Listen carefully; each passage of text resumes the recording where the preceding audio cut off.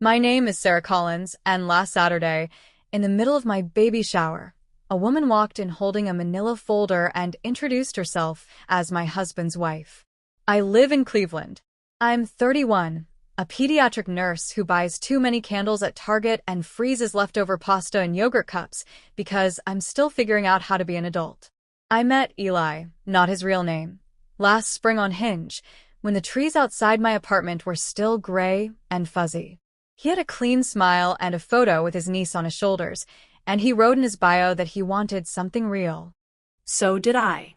I'd done the situationships, the late night you up, texts, the let's keep it casual coworker who used my Netflix like we were married and then blocked me after a weekend in Hocking Hills. I wanted boring and safe. Eli seemed like both. He told me he was separated, divorce basically finalized, just waiting on a judge's signature.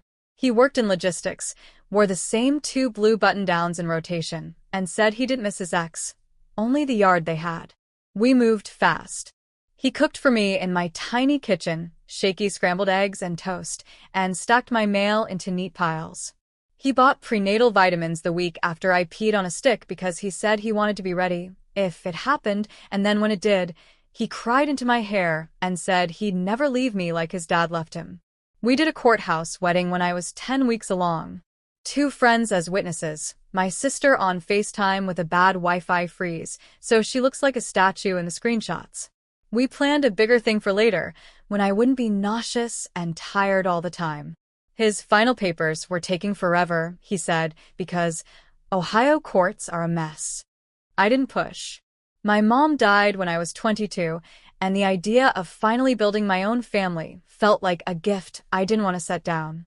The baby shower was in my aunt's basement, the classic church lady kind of spread.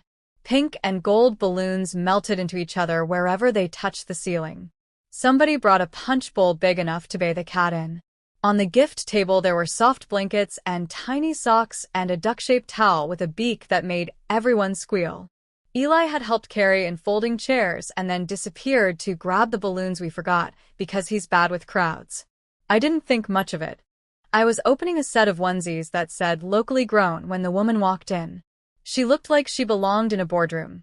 Crisp black blazer, dark hair pulled into a low bun, wedding band as plain and solid as a washer. No smile. She cut through the room like she had a place to be. "Are you Sarah?" she asked. I swallowed. "Yes. I'm Claire," she said. "I'm Eli's wife." Everything slowed down like the moment before your car hits a patch of ice. People around us made those small, animal sounds you hear in hospital waiting rooms. My aunt whispered, "Lord have mercy," into a napkin. I set the onesies down and stood because sitting felt like surrender. "I'm sorry to come here," Claire said, "but he's been dodging me for months." I thought this might make him answer his phone.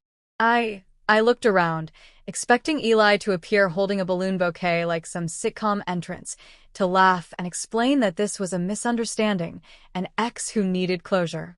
He didn't appear. Claire opened the folder. Papers with tabs. She held up a marriage certificate with his name and hers. Dated 2015. Another page. A separation agreement signed a year ago. Another. A court docket showing a divorce case that had been stayed because a filing fee hadn't been paid. "He keeps saying he'll file," she said, voice steady. "He doesn't." I wanted to be the woman who says there must be some mistake. I wanted to be the woman who refuses to accept this scene in front of relatives and friends and a cake that said, "Welcome, baby Collins." But pregnancy had stripped me of my talent for polite denial. Tears came hot and instant. He told me. I started and then stopped because what could I say that didn't make me sound like a fool? Claire glanced at my belly. Compassion flickered across her face, so fast I might have imagined it. "I'm not here to hurt you," she said softer. "I'm here because he's lied to both of us, and he needed a consequence that would actually reach him." My aunt gathered people upstairs with the urgency of someone shooing chickens out of a road. It ended up just me and Claire at the folding table with the paper plates and a pile of tissue paper that looked like the aftermath of a gentle storm. I asked if she wanted coffee. She shook her head. I poured one for myself with hands that weren't steady. "Does he live with you?" she asked. "Yeah." I said. Mostly. It came out small. She nodded like she already knew. He lived with me until December, she said. Then he left a note. Said he needed space. He came back twice to get boxes, once to shower before a cousin's wedding. He still has a key. There is a special density to the silence when you realize the person you trusted has built a life like a four-way stop with no signs. I thought about the things that hadn't added up. The nights he'd stayed at his friend Mike's because your apartment has too many stairs, the way he never let me do his laundry, the time I'd found a single gold stud earring in his car, and he told me it was from a sister. He doesn't have a sister. I thought about the post office box key on his ring he said was for work, and the way his phone faced down on the table like it was shy. Why didn't you divorce? I asked. It felt like the wrong question, and the only one I could process. I tried, she said. He talks around everything. He's very good at being sorry. He paid half the filing fee, disappeared for a month, came back with flowers, said he was saving for it. I paid the other half. He never showed to the hearing. When the date got rescheduled, he said he had the flu. The judge put it on hold. Then I found out about you. How? I was embarrassed, but curiosity is a muscle with a mind of its own. His Venmo's public, she said, with a humorless smile. He paid for nursery paint and crib assembly to someone named Sarah with a heart emoji. I clicked your profile and found your registry. I recognized the toaster we bought together on your countertop in one of your photos. I pressed my palms to my eyes so hard I saw stars. The room smelled like frosting and coffee and baby lotion samples, and all I could think was how stupid my caption about nesting mode must look in hindsight.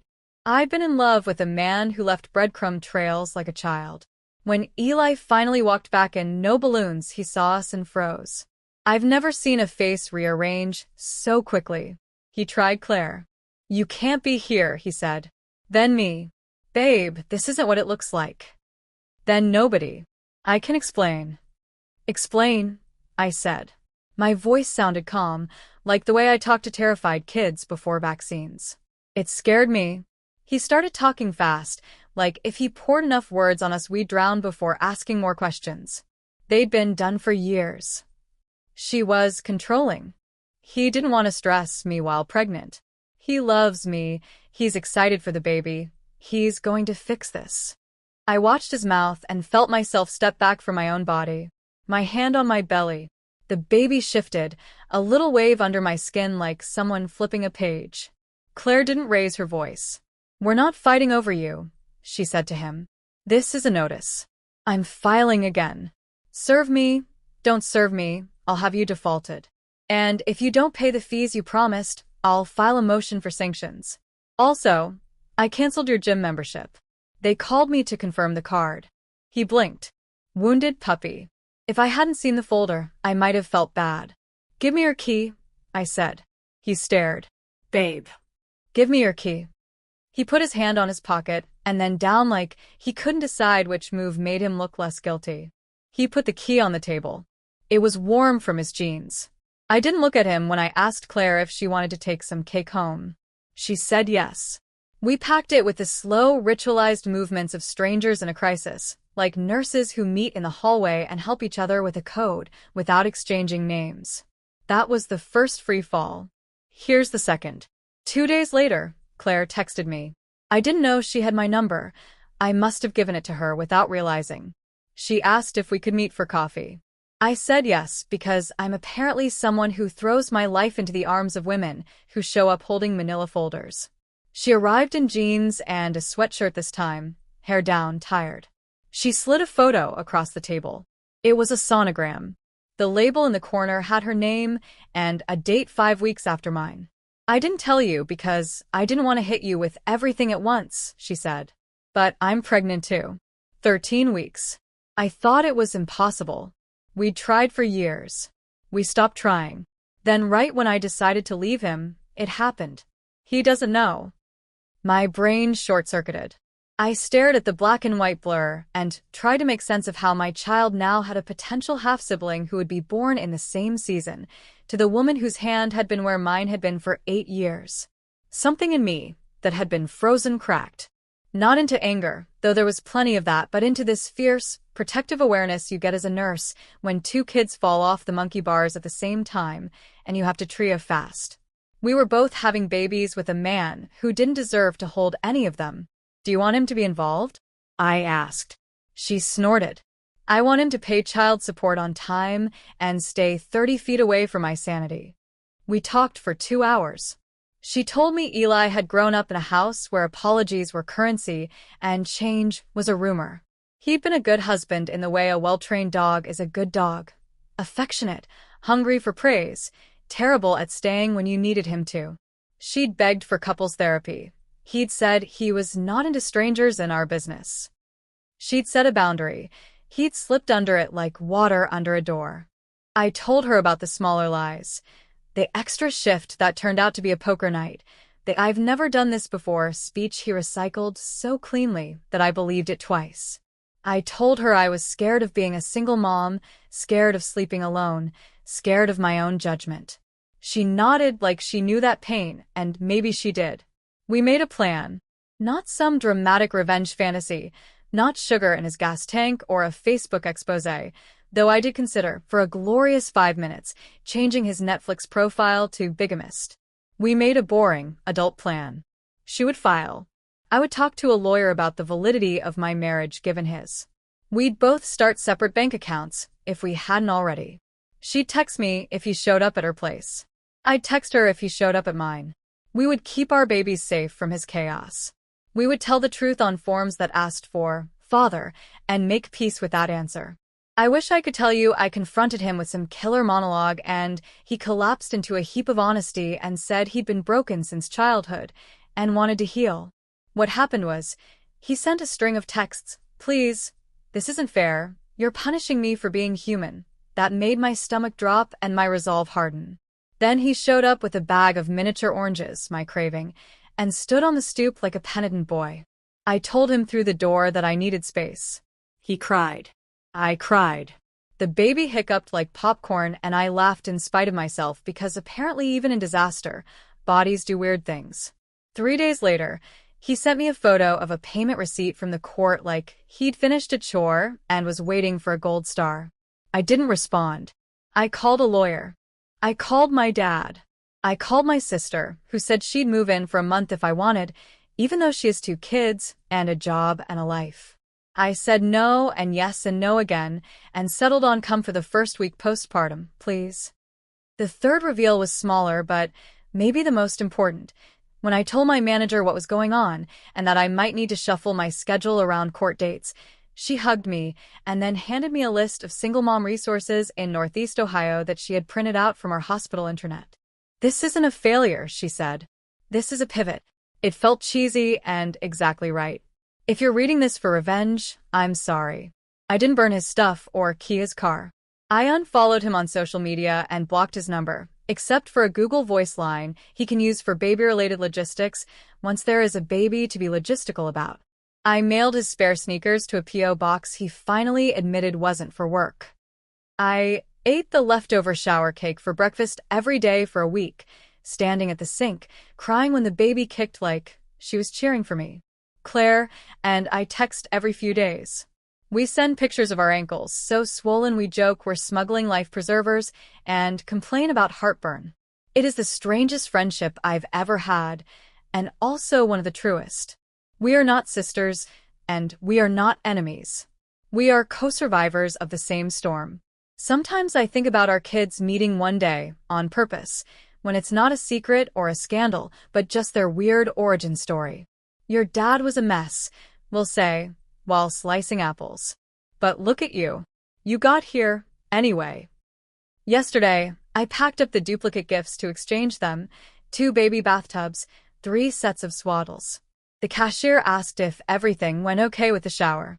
I started to say yes out of habit, and then stopped. It was eventful, I said. She laughed. I did too. I am starting to find that funny and sad can sit in the same chair for a while without fighting. I don't know what Eli will do next. Maybe he'll sign the papers and send me a spreadsheet of parenting time proposals like a man auditioning for stability. Maybe he'll disappear into another apartment with another woman who likes candles. Maybe he'll go to therapy and learn how to sit with shame without pushing it onto someone else. None of those outcomes are mine to manage anymore. Here's what I do know. I am going to have a daughter in 7 weeks. I am going to love her in a way that lets her know confusion is survivable and that "I'm sorry" doesn't erase anything without a change that follows. I am going to tell her that people show you who they are in the little things, where they keep their keys, how they talk about their exes, whether their phone sleeps face down. I am going to explain that sometimes husband means practice son, and that you should never have to be someone's mother to be their wife. And I'm going to keep the onesie that says locally grown, because the joke is good and because everything I need is, in fact, right here. A tiny apartment that smells like laundry and vanilla, a sister who will show up at 2 a.m. with French fries, an unexpected ally named Claire, who will text me the minute she goes into labor, because we promise to keep each other company even from different delivery rooms. I'm not posting this for advice. I know what I have to do. I'm posting it because shame thrives in silence, and I'm done holding my breath so other people can pretend they're better than they are. If you're someone who's squinting at your life right now, thinking, that key doesn't fit that door, you're not crazy and you're not dramatic. You're noticing what's true. My name is Sarah Collins. Last Saturday, my husband's wife came to my baby shower. Today, my baby is kicking like she's dancing on a stage. I'm choosing to believe she's moving towards something good, not away from something bad. And when she gets here, I'll be holding her with both hands, not one, because the other isn't busy keeping a man from falling apart.